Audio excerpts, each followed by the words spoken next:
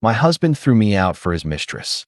Then he realized who owned the land. He needed my husband, threw me out of our penthouse and handed my life over to his mistress.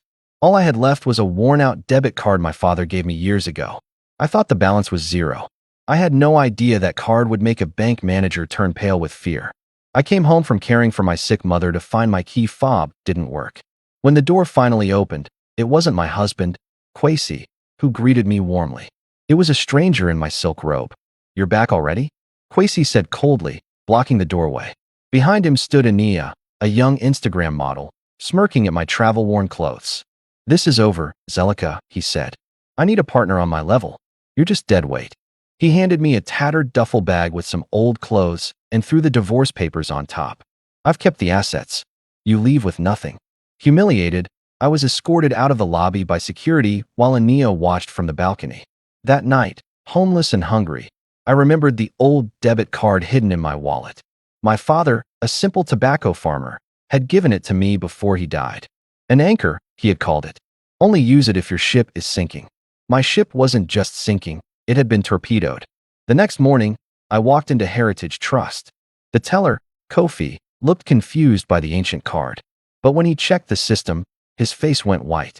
"Mr. Zuberi," he shouted, "you have to see this." The branch manager rushed over. When he saw the screen, he ushered me into his office and locked the door. "Mrs. Okafor," he said, his voice trembling.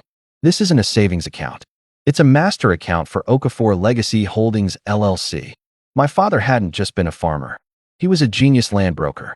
He had left me 2,000 acres of prime land and assets that only activated if I was destitute.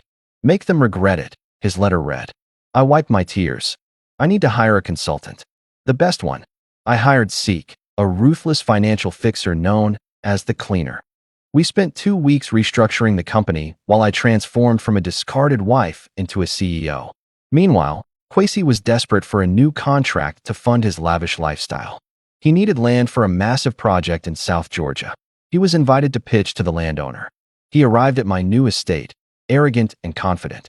When I walked into the boardroom, he froze. "Good afternoon, Mr. Kwesi," I said coldly. "I believe you're interested in my land." He stammered, trying to charm me, trying to say we could be a team again. I simply handed him a folder. "We audited your company," I said. "You haven't paid your small suppliers in months. You owe $500,000 to hardworking people." He laughed nervously. "I'm negotiating with them." "No need," I replied. "I bought your debt. You now owe me $500,000. You have 24 hours to pay in full, or I seize your assets." He didn't have the money. The next day, the sheriff arrived at the penthouse. Kwesi and Ania were evicted on the spot. I didn't keep the apartment, though. I gave the keys to Kofi, the bank teller who treated me with respect when I looked like I had nothing. As for Kwesi, the audit revealed he'd been using cheap materials on public bridges. He didn't just lose his home, he went to prison for fraud. I used the land to build affordable housing for the very workers Kwesi had exploited. My father was right. He left me an anchor, but I used it to build a kingdom. Have you ever been underestimated by someone, only to prove them wrong later? Justice is sweet, but success is sweeter. Share your thoughts below.